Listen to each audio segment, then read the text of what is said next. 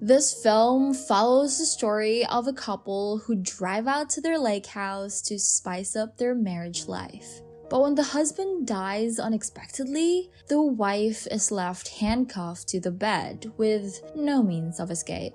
But that's not the only thing she needs to fear, as something far darker is lurking in the house. Hey guys, today I am going to explain a drama horror thriller film released in 2017 called Gerald's Game. At the beginning of the film, we see Jesse and Gerald, a married couple, who are driving to their isolated lake house to spend some time alone. On the way, they see a dog in the middle of the road feeding on a dead rat. Although Jesse wants to bring the dog with them, Gerald scares the dog away and continues on their journey. After driving for hours, they finally reach their isolated lake house. Jesse explores the beautiful house and sees that the fridge is already stocked up. She takes some meat and goes to feed the stray dog they saw earlier. Meanwhile, Gerald takes some pills in the bathroom. He then calls for Jesse and unintentionally scares the dog away again. The couple heads inside and leaves the door open.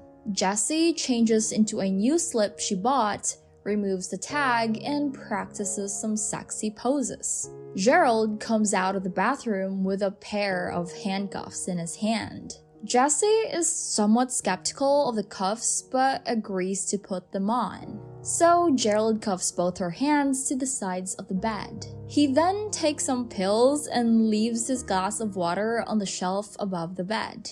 Jesse is now beginning to feel uncomfortable, but Gerald doesn't stop and begins to enact his fantasies. He tells Jesse to scream for help, saying that no one will hear her screaming. But when Gerald gets too aggressive, Jesse yells at him to stop. Gerald gets annoyed by this and questions Jesse why she doesn't put any effort to rekindle the relationship. He blames her for their deteriorating relationship, accusing her of not even trying. But Jesse says that it's all Gerald's fault and that the relationship is not going to work. She did try to fulfill his fantasies, but she can't do it anymore. She then asks Gerald to uncuff her and then they can talk about the relationship. But Gerald refuses and says, "What if I won't?" He then gets on top of Jesse and tries to get her in the mood,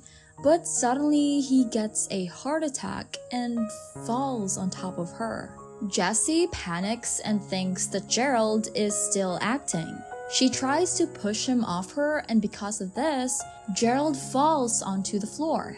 Since she is still handcuffed to the bedpost, she is unable to do anything except hope for Gerald to wake up. But to her shock, Gerald begins to bleed from his head because of the fall. Jesse panics and cries out loud for help, but there is no one nearby to hear her cry. Hours pass by and Jesse still hopes for Gerald to miraculously wake up.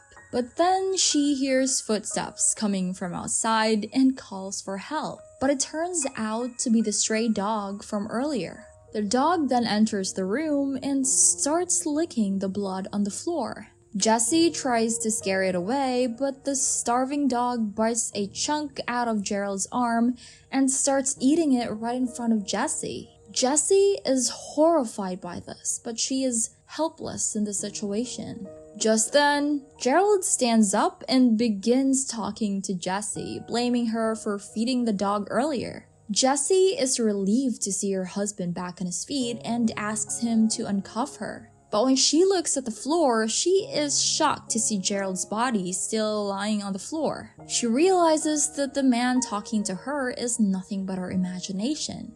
Gerald starts blabbering about himself and taunts Jesse about the truth of their strained marriage. He also makes fun of her by saying that she wasted her precious time, hoping for him to get up and uncuff her. She spent hours waiting for him despite knowing that he is dead. Gerald informs her that she is beginning to suffer from dehydration and fatigue, and if she doesn't do anything soon, she will end up dead just like him. He tells her that there is no point in screaming for help as no one is going to come to her rescue. The only one who can help her is she herself. So Jessie tries pulling her hand out from the cuffs.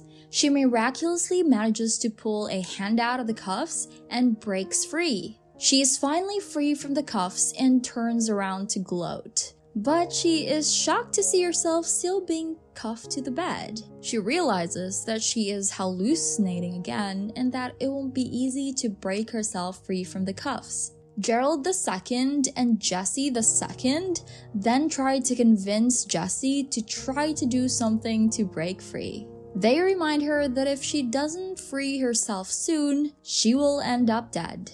While thinking of a way to break free, the hallucinations realize that the shelf above the bed has a glass of water that Gerald left earlier. After a lot of struggle, she manages to grab the glass but is unable to bring it all the way to her mouth. So the hallucinations remind her of the tag she put on the slip earlier. Jessie grabs the tag, rolls it into a drinking straw, and finally manages to drink the water using the tag. After this, she falls asleep.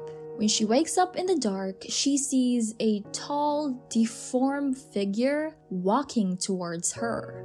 Believing him to be her imagination, she closes her eyes and says that he is not real. Gerald tells her that the figure may be death waiting to take her. He then begins calling Jessie Mouse, which makes her uncomfortable. This triggers a memory of her father Tom, who used to call her Mouse when she was 12. One day, when the rest of the family went out to have some fun, Jessie and Tom decided to stay back. The two then sit in a park to watch a solar eclipse. Tom then asks Jessie to sit on her lap, which she innocently does. While she is enjoying the eclipse, Tom takes advantage of her innocence by pleasuring himself. Jessie wakes up from her vision and is in complete pain. Jessie II taunts Jessie by saying that she married a man just like her father, as she never managed to recover from the assault. When Gerald asks Jessie about what happened later, Jessie replies that it's a secret that she can't tell him. Gerald then points out that the dog wasn't there at night because someone or something scared it. When Jessie checks the floor, she sees footprints of the disfigured man, which means that she wasn't hallucinating and he was real. Jessie then gets another flashback, where her father visited her in her room after watching the solar eclipse. Tom asked her to sit beside him and apologized for taking advantage of her. He then manipulated Jessie to not tell anyone about the incident, saying that it will affect both of them. So Jessie agreed to keep it a secret and never to reveal it to anyone under any circumstances. When she wakes up, Gerald comes up to her and tells her that she is going to die soon. Jessie falls for his words and begins to believe that she is going to die.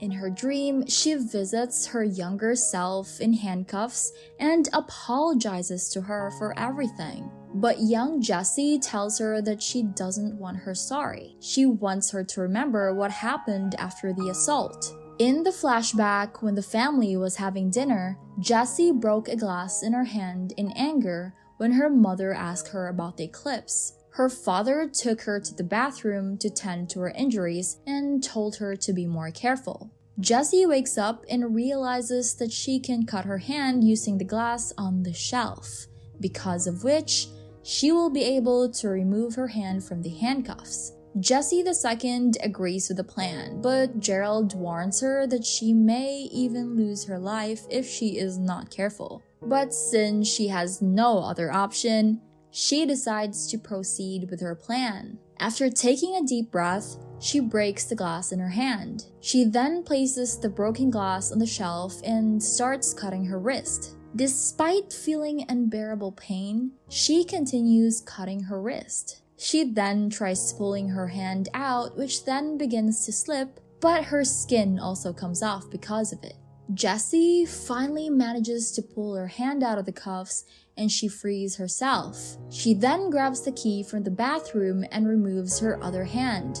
After so much struggle, she is finally able to free herself. Jessie doesn't waste any time and bandages her wrist. She then goes to grab the car key but passes out on the floor from blood loss and fatigue. When she wakes up, the dog bites her but she scares the dog away. She then sees Gerald's dead body and notices that half of his face is ripped off. Just when she grabs the car keys, she sees that the disfigured man from earlier is standing at the door. Jessie approaches the man and gives him her wedding ring. She then gets in her car and drives away. But because of the blood loss, she keeps dozing off. Just then, the disfigured man appears in the backseat and whispers mouse to her. Jessie then loses consciousness and crashes the car into a tree. Fortunately, people from a nearby house hear the noise and come out to help her. Jessie regains her consciousness and honks at the people to tell them her location. 6 months pass by and Jessie has recovered from her injuries. She writes a letter to her 12-year-old self using the wounded hand, telling her that she pretended to have amnesia to avoid painful questions about the incident. She then claims some of Gerald's life insurance, which she then used to start a foundation for victims like her who were sexually abused by their parents or relatives. But every night, the disfigured man still appears before her as she falls asleep. The police failed to find her wedding ring in the house. But one day, Jessie reads the newspaper and learns about Raymond Andrew Jobert,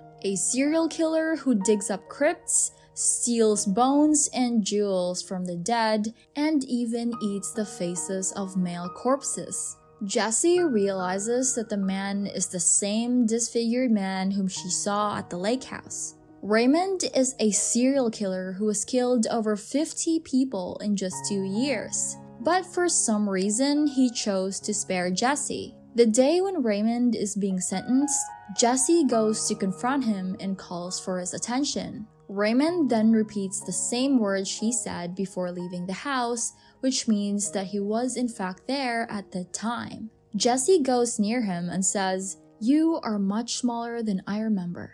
She then walks triumphantly out into the forest with the sunlight gleaming down on her. And so this was the story of Gerald's Game. For more interesting movies, you can subscribe to our channel. Let me know what you think and see you in the